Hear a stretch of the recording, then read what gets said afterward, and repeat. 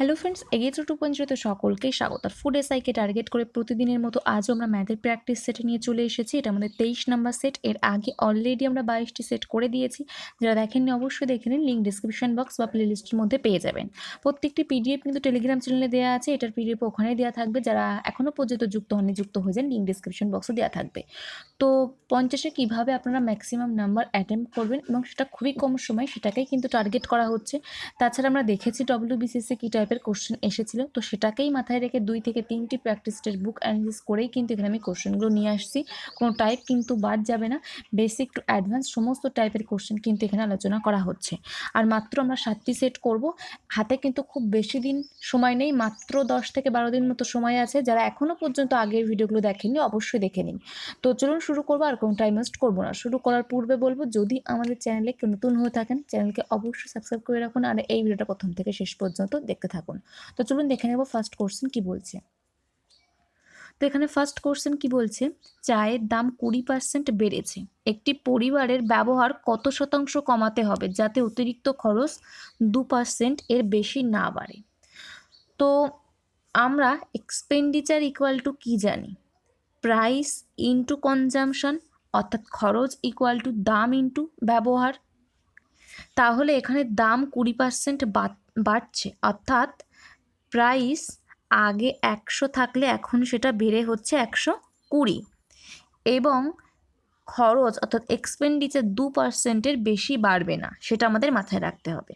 অর্থাৎ এক্সপেন্ডিচার আগে যদি 100 থাকে, এখন সেটা ম্যাক্সিমাম কত হবে? 102। তাহলে এখান থেকে আমাদের ব্যবহার কত পাবো? ব্যবহারের রেশিওটা পেয়ে যাব।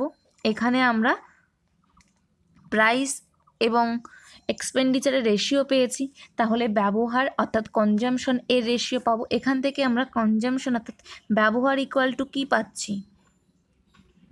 E/P, অর্থাৎ 100/100 ইস টু 102 ভাগ 120।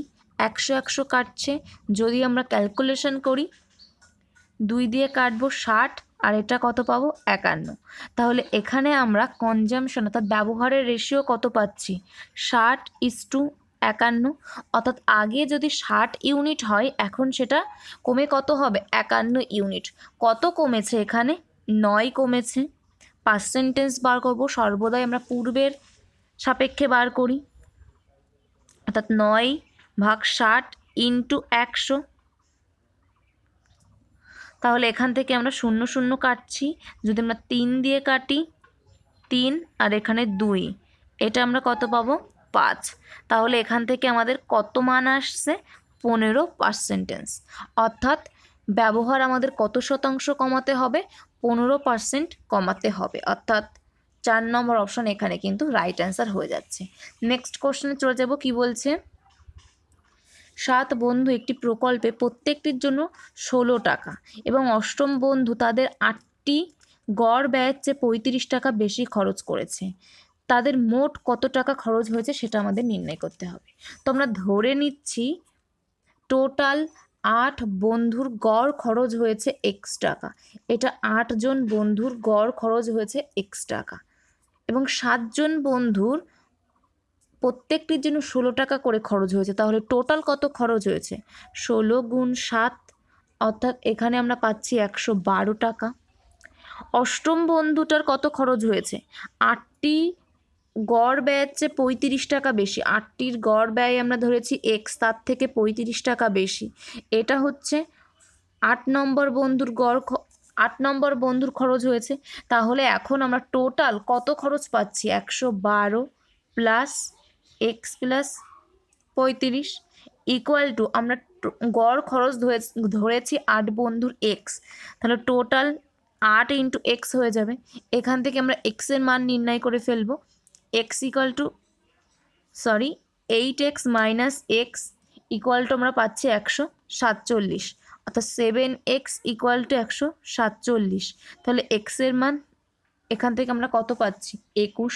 তাহলে আমাদের কোশ্চেন কি বলছে? তাদের মোট কত টাকা খরচ হয়েছে? মোট খরচ আমাদের এই মানটা বার করলেই আমরা পেয়ে যাব, বা x গুণ 8 করলেই পেয়ে যাব। যে কোনো এক জায়গায় মান বসাবো, অর্থাৎ 21 গুণ 8 করব, 8 16 অর্থাৎ 168 টাকা খরচ হয়েছে। 1 নম্বর অপশান এখানে আমাদের রাইট অ্যান্সার হচ্ছে। তো নেক্সট কোশ্চেনে চলে যাব, কি বলছে, চ্যাপলিন 1 ঘন্টা 24 মিনিট একটি নির্দিষ্ট দূরত্ব অতিক্রম করে।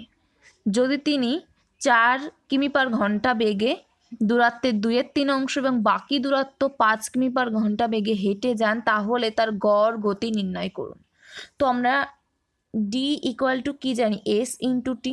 তাহলে গড় গতি নির্ণয় করতে গেলে, এস এর মান বার করতে গেলে total distance equal to total time আমরা পেয়ে যাব। আমাদের এখানে টোটাল টাইম বলা আছে 1 ঘন্টা 24 মিনিট। টোটাল কত ঘন্টা, 24 ভাগ 60 করব। ক্যালকুলেশন করলে এখানে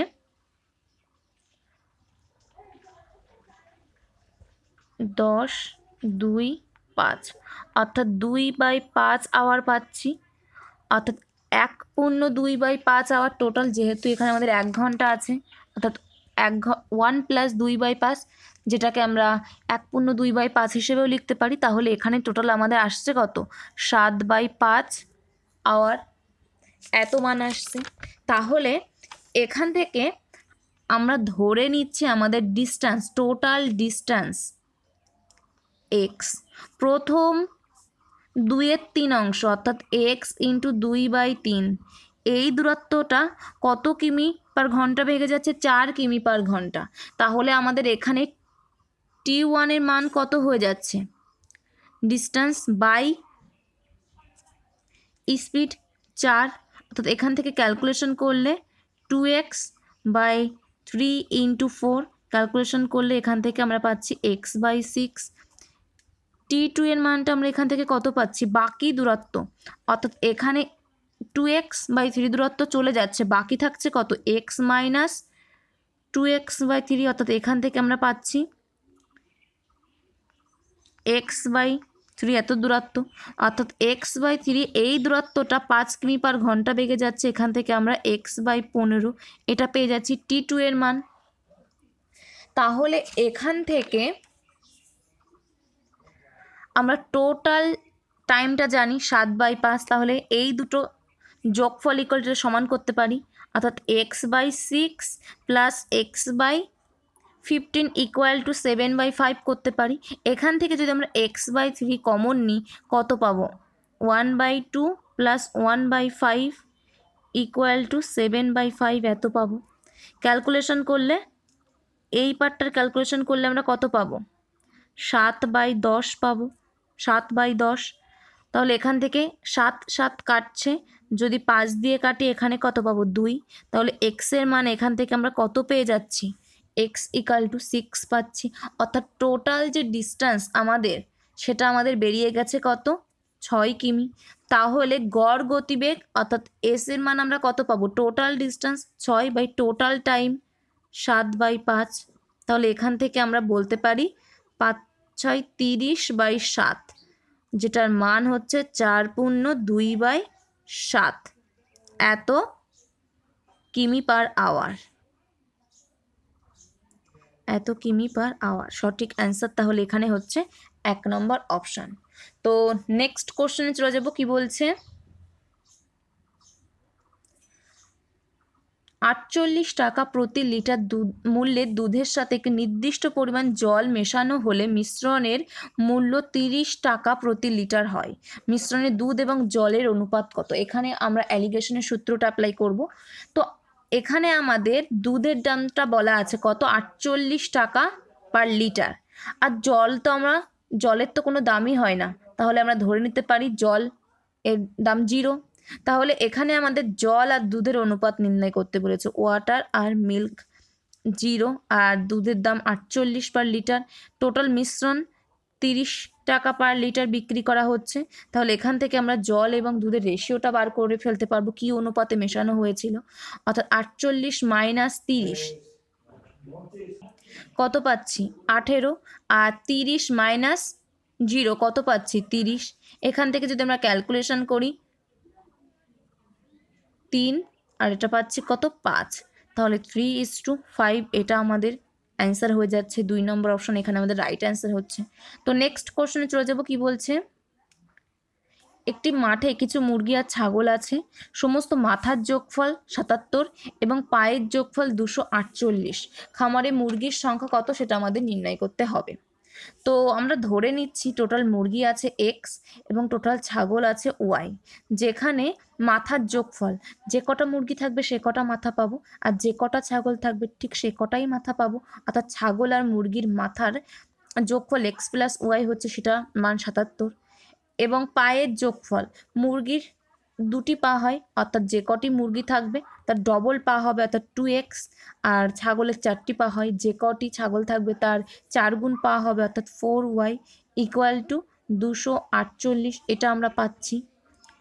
তাহলে এখানে আমাদের মুরগির সংখ্যা নির্ণয় করতে বলেছে, অর্থাৎ এক্স এর মান নির্ণয় করব। তাহলে আমরা ওয়াইটাকে ক্যান্সেল করব, তার আগে আমরা 2 দিয়ে ক্যালকুলেশন করে নিই। 2 পাচ্ছি এখানে, 1 2 4 অর্থাৎ 124 পাচ্ছি। তো আমরা যদি ওয়াইটাকে কাটি, তার মানে এখানে আমাদের যে সমীকরণটা আসবে এটাকে 2 দিয়ে গুণ করব, আর এখানে যেহেতু 1 আছে কিছু নেই মানে এটাকে আমরা 1 দিয়ে গুণ করব। তার মানে 2x plus 2y equal to 154 by X plus 2y equal to 124 minus চিহ্নের পরিবর্তন করে দিলাম। 2y কাটছে, তাহলে এখান থেকে 2x minus x equal to x পাচ্ছি। এক্স ইকুয়াল টু কত পাচ্ছি, 0 3, অর্থাৎ 30 আমাদের অ্যান্সার চলে আসছে। খামারে মুরগির সংখ্যা কত, 2 নম্বর অপশন এখানে রাইট অ্যান্সার হয়ে যাচ্ছে। নেক্সট কোশ্চেনে চলে যাব, কি বলছে, একটি নৌকা 2 ঘন্টায় স্রোতের অনুকূল মানে ডাউনস্ট্রিম 35 কিমি দূরত্ব অতিক্রম করে। তাহলে এখান থেকে আমরা যেটা দেখতে পাচ্ছি 2 ঘন্টায় 35 কিমি যাচ্ছে স্রোতের অনুকূলে অর্থাৎ ডাউনস্ট্রিমে। তাহলে আমরা গতিবেগ কত পেয়ে যাব, এক্স প্লাস ওয়াই এর মান কত আসবে আমাদের, 35/2 আসবে। নেক্সট কি বলছে, এবং 7 ঘন্টার মধ্যে স্রোতের প্রতিকূলে অর্থাৎ আপস্ট্রিম একই দূরত্ব অর্থাৎ 35 কিমি যেতে দূরত্ব অতিক্রম করে, অর্থাৎ এক্স মাইনাস ওয়াই এর মান এখানে কত আসবে, 35/7, এটা হচ্ছে কিমি পার আওয়ার, অর্থাৎ এখানে আমরা পাচ্ছি 5 কিমি পার আওয়ার। এখান থেকে কি বলছে, স্থির জলে নৌকার গতিবেগ নির্ণয় করো, অর্থাৎ এখানে আমরা এক্স এবং ওয়াই যেটা ধরেছি সেটা তো আমাদের আগে বলা হয়নি, তো এটা আমরা বলে নিই। এক্স হচ্ছে স্থির জলে নৌকার গতিবেগ, এটা হচ্ছে স্থির জলে নৌকার গতিবেগ, আর ওয়াই হচ্ছে স্রোতের গতিবেগ। এক্সটা কি, স্থির জলে নৌকার গতিবেগ, আর ওয়াইটা হচ্ছে স্রোতের গতিবেগ। তো ডাউনস্ট্রিম অর্থাৎ অনুকূলে গতিবেগ হয় এক্স প্লাস ওয়াই, আপস্ট্রিম অর্থাৎ প্রতিকূলে গতিবেগ হয় এক্স মাইনাস ওয়াই, যেটার মান আমরা এখানে পেয়ে গেছি। তো এখানে আমাদের এক্স এর মান নির্ণয় করলে অ্যান্সার বেরিয়ে যাবে। এক্স এর মান আমরা কীভাবে নির্ণয় করব, 35/2 প্লাস 5/2। তাহলে এখান থেকে আমরা যেটা পাচ্ছি 45/4 অর্থাৎ 11.25 এত কিমি পার আওয়ার। সঠিক অ্যান্সার এখানে হয়ে যাচ্ছে 1 নম্বর অপশান। তো নেক্সট কোশ্চেনে চলে যাব, কি বলছে, নিচের সমীকরণটিকে গাণিতিকভাবে সঠিক করার জন্য কোন দুটি চিহ্নের বিনিময় করা উচিত। তো এখানে যেটা আছে 24 প্লাস 36 গুণ 32 মাইনাস 8 আর ভাগ 20 ইকুয়াল টু 148 এটা আছে। তাহলে এখানে যদি আমরা মাইনাস এবং প্লাস এই দুটো চিহ্নের পরিবর্তন করি, মাইনাস এবং প্লাস, তার মানে এখানে আমরা 8/20 পাবো প্লাস 32 পাবো। এটা তো আমরা ক্যালকুলেশন করতে পারবো না, আমাদের একটা ভগ্নাংশের মান চলে আসবে। তাহলে এই অপশানটাকে আমরা বাদ দিয়ে ক্যালকুলেশন করি। যদি আমরা যোগ আর ভাগটাকে পরিবর্তন করি, 24/36 ইন্টু 32 পাবো। অর্থাৎ এখানে যদি আমরা ক্যালকুলেশন করি, 2 দিয়ে কাটলে 12, 12 দিয়ে কাটলে এখানে আমরা পাচ্ছি 2 3। এখানেও কিন্তু আমরা ভগ্নাংশ পাবো, অর্থাৎ 2 অপশানটাও বাদ দিয়ে দিলাম। গুণ আর যোগ করি, তাহলে ভাগটা আমাদের থেকে যাচ্ছে অলরেডি, এটা আমরা তো আগেই দেখেছি ভগ্ন অংশ আকারে পাচ্ছি। তাহলে একটাই বাকি আছে 4 নম্বর অপশন, এটা আমরা করে দেখব। আর এটাই কিন্তু আমাদের সঠিক অ্যান্সার হবে, যেহেতু আগেরগুলো আমাদের ঠিকঠাকভাবে স্যাটিসফাই করেনি।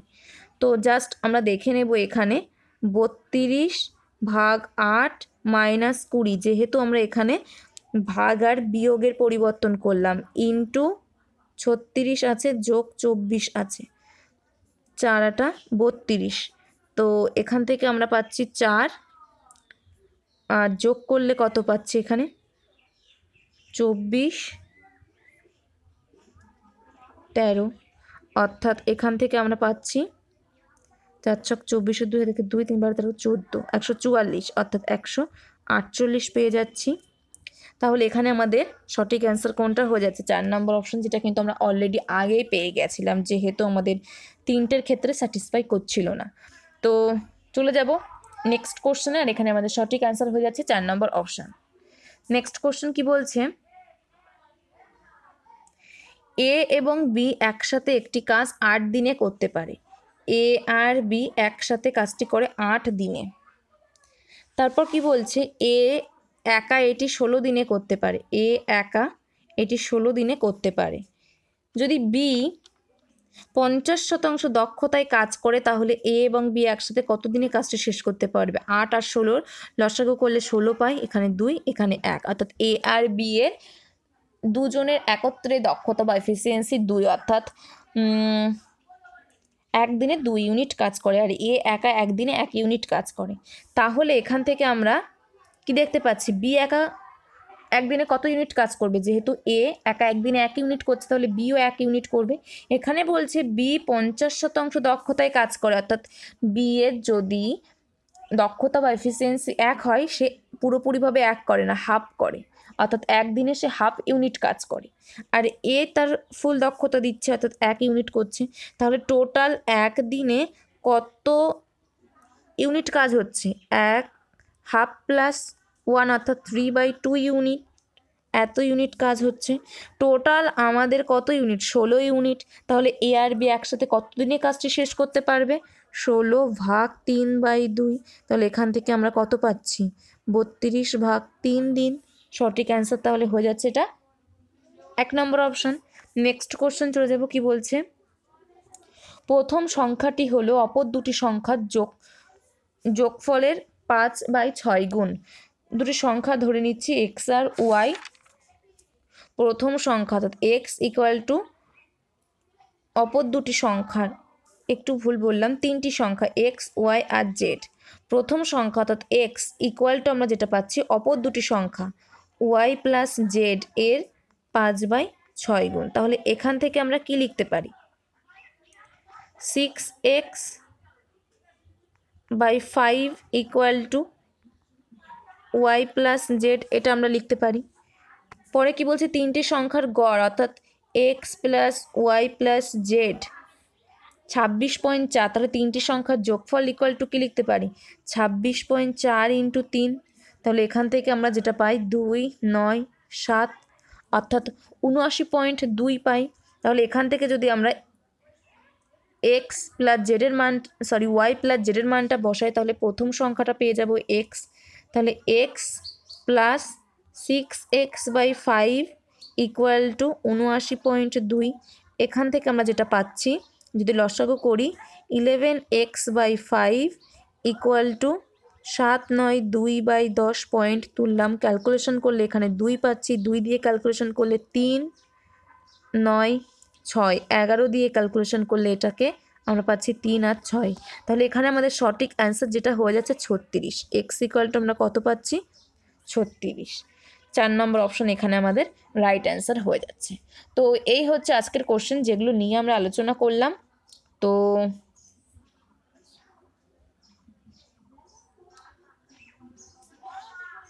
তো এখানে আরেকটি কোশ্চেন আমাদের বাকি থেকে গেছিলো, যেটা আমি পরে অ্যাড করলাম।